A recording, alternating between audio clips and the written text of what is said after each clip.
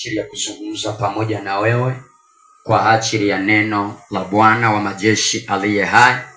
Bwana Yesu asifiwe. Karibu kwa ajili ya ibada, lakini pia karibu kwa ajili ya neno la Mungu. Naomba uweze kufungua moyo wako ili Bwana wa majeshi akaweze kuwa pamoja na wewe. Naomba ufungue moyo wako.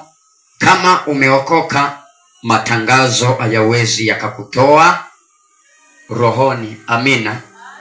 Hayawezi yakakutoa wapi?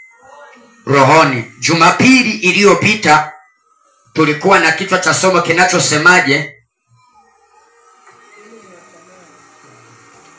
Barikiwe. Mwingine tulikuwa na kichwa cha somo kinachosemaje? Mimi ni wa thamani. Bwana Yesu